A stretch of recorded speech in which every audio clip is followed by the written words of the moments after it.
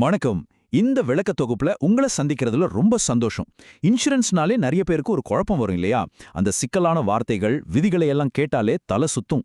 ஆனா, நாம கஷ்டப்பட்டு சேர்த்த சொத்துக்களை உண்மையாவே பாதுகாக்கணும்னா, அந்த வார்த்தைகளுக்கு பின்னாடி இருக்கிற அர்த்தத்தை நாம சரியா புரிஞ்சிக்க வேண்டியது ரொம்ப முக்கியம்.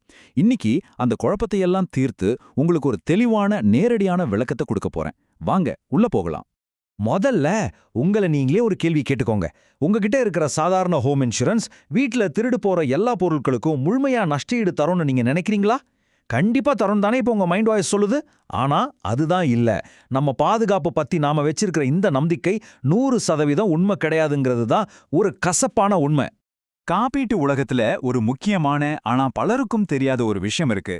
எந்த பொருள் திருடு போச்சு அப்படிங்கறத விட அது எப்படி திருடு போச்சு அப்படிங்கிறது தான் இங்க ரொம்பவே முக்கியம். ஆமாங்க, இன்சூரன்ஸ் கம்பெனிகள் திருட்ட பல வகையா பிரிக்கிறாங்க. அது ஒவ்வொன்றுக்கும் தனித்தனி சட்ட விதிகளும் இருக்கு. சரி, இன்னைக்கு நாம என்னென்ன விஷயங்களை கவர் பண்ண போறோம்னு ஒரு குவிக் ரவுண்டப் பார்த்துடலாம். உங்க சொத்துக்களை பாதுகாக்கிறது, திருட்டுக்கும் கொள்ளைக்கும் உள்ள வித்தியாசங்கள், கவரேஜ் டீடைல்ஸ், இன்சூரன்ஸ் கிடைக்காத சில விதிவிலக்குகள், பிரீமியம் எப்படி கணக்கிடுறாங்க, அப்புறம் எப்படி கிளைம் பண்றது, இந்த 6 விஷயங்களை தான் நாம பார்க்க போறோம். முதல் பகுதி உங்க மதிப்புமிக்க சொத்துக்களை பாதுகாக்கிறது. நம்ம வீடா இருக்கட்டும், பிசினஸா இருக்கட்டும், இல்ல நம்ம தாத்தா பாட்டி கொடுத்துட்டு போன பொக்கிஷங்களா இருக்கட்டும், அதை எப்படியாவது பாதுகாப்பா வச்சுக்கணுங்கிறது நம்ம எல்லாரோட ஒரு அடிப்படையான எண்ணம். கரெக்டா? இங்க கவனிக்க வேண்டிய ஒரு இன்ட்ரெஸ்டிங்கான விஷயம் என்னன்னா, நீங்க அந்த வீட்டுக்கு ஓனரா இல்லாம இருக்கலாம், ஆனா உள்ள இருக்கிற பொருட்களுக்கு நீங்க தானே ஓனர். வாடகை வீட்ல இருக்கிறவங்க சொந்த வீட்ல இருக்கிறவங்கள விட எந்த விதத்திலையும் குறைஞ்சவங்க இல்ல. அவங்களுக்கும் இதே ரிஸ்க் இருக்கு. உங்க லேப்டாப், விலை உயர்ந்த துணிமணிகள், எலக்ட்ரானிக்ஸ் இதெல்லாம் சரியான இன்சூரன்ஸ் போட்டு பாதுகாக்கிறது வாடகைதாரர்களுக்கும் ரொம்ப ரொம்ப முக்கியம். பகுதி 2, திருட்டு, கண்ணக்களவு அல்லது கொள்ளை. எப்படி திருடுனா என்னங்க, எல்லாம் திருட்டு தானே அப்படின்னு நீங்க நினைச்சா அது ஒரு மிகப்பெரிய தப்பு. அந்த ஒரு சின்ன தப்பு அபிப்பிராயம் உங்களுக்கு ரொம்ப பெரிய நிதி இழப்பை ஏற்படுத்தலாம். முதல்ல கொள்ளை, அதாவது ராபரி அப்படின்னா என்னன்னு பார்க்கலாம். ஒரு வீட்ல ஆட்கள் இருக்கும்போதே அவங்கள அட்டாக் பண்ணியோ இல்ல மிரட்டியோ பொருட்களை பறிச்சுட்டு போறதுதான் கொள்ளை. இங்க அந்த வன்முறை, அப்புறம் மக்கள் மேல காட்டப்படுற அச்சுறுத்தல், இதுதான் ரொம்ப முக்கியமான பாயிண்ட். அடுத்ததா திருட்டுக்கும், அதாவது தெஃப்ட், கண்ணக்களவுக்கும், அதாவது பர்க்லரி, இது ரெண்டுக்கும் என்ன வித்தியாசம்னு புரிஞ்சுக்குவோம். திருட்டுங்கிறது எந்த ஒரு வன்முறையோ உடைப்போ இல்லாம சைலண்டா பொருட்களை எடுக்கிறது, அதாவது பாக்கெட் அடிக்கிறது, இல்ல கடையில யாருக்கும் தெரியாம பொருட்களை ஆட்டைய போடுறது. ஆனா கண்ணக்களவுங்கிறது அப்படி இல்ல. ஒரு பில்டிங்குள்ள பூட்டையோ இல்ல கதவையோ உடைச்சு ரொம்ப ஃபோர்ஸா சட்டவிரோதமா உள்ள நுழைஞ்சு திருடுறது. இதை இன்னும் சிம்பிளா சொல்லணும்னா, சாதாரண திருட்டுல வன்முறையோ இல்ல உடைச்சிட்டு உள்ள வர்றதோ இருக்காது. ஆனா கண்ணக்களவுல அது கட்டாயம் இருக்கும். அதே போல கண்ணக்களவு நடந்தா கதவு, ஜன்னல் உடைக்கப்பட்டதற்கான கண்முன் தெரியிற ஆதாரங்கள் வேணும். அதுக்கு இன்சூரன்ஸும் கிடைக்கும். ஆனா சாதாரண திருட்டுல அந்த மாதிரி கட்டடச்சேதங்களுக்கு கவரேஜ் கிடைக்காது, ஆதாரமும் தேவைப்படாது. இப்போ 3ஆம் பகுதி இன்சூரன்ஸ் கவரேஜ் பத்தி பார்க்கலாம்.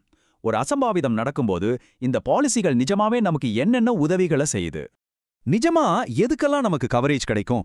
திருடு போன பொருட்களுக்கான பணம், கண்ணக்களவின் போது உடைக்கப்பட்ட கதவுகள், ஜன்னல்களை சரி செய்யற செலவு, எலக்ட்ரானிக்ஸ், நகைகள்னு எல்லாத்துக்கும் பாதுகாப்பு இருக்கு.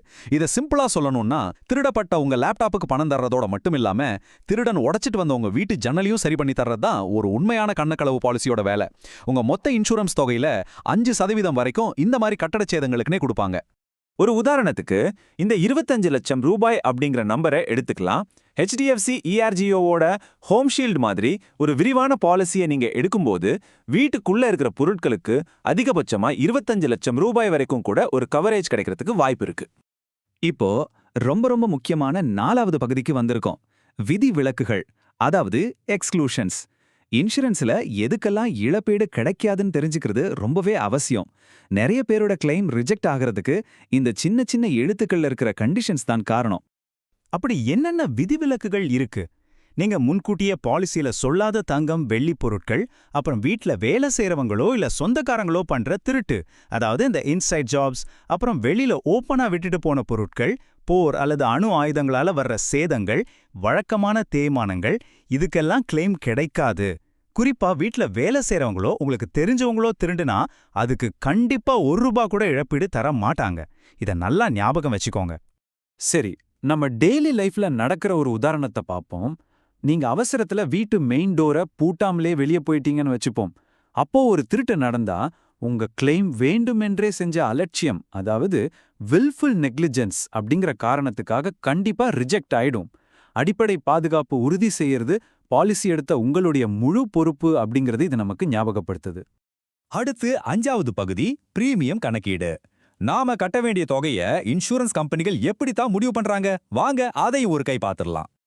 உங்க பிரீமியத்தை முடிவு பண்றது இந்த 4 விஷயங்கள் தான். உங்களுக்கு எவ்வளவு கவரேஜ் வேணும், உங்க வீடு இருக்கிற ஏரியா, நீங்க ஏத்துக்கிற டிடக்டபிள்ஸ், அப்புறம் வீட்ல நீங்க பண்ணிருக்கிற பாதுகாப்பு ஏற்பாடுகள்.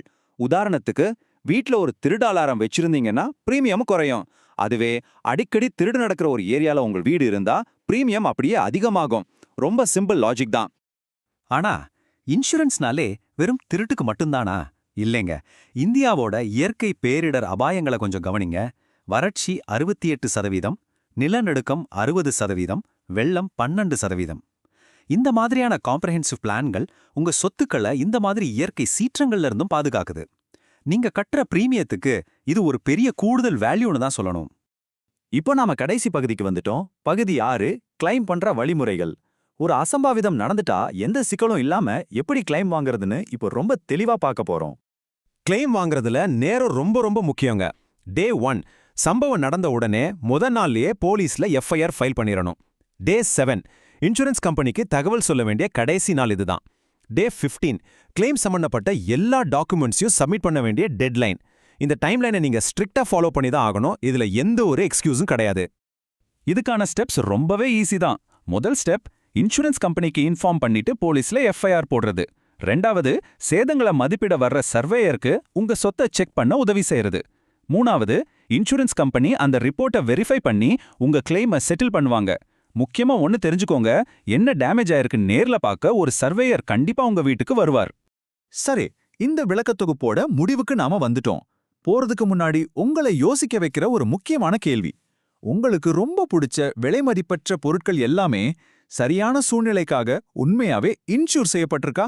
இன்னைக்கே உங்க பாலிசி டாக்குமெண்ட் எடுத்து அதுல இருக்கிற அந்த சின்ன சின்ன கண்டிஷன்ஸை பொறுமையா படிச்சு பாருங்க. இது உங்கள் சொத்து, பாதுகாப்பும் உங்க பொறுப்பு. இதை நீங்க செக் பண்ணுவீங்கன்னு நம்புறேன். அடுத்த முறை சந்திக்கலாம்.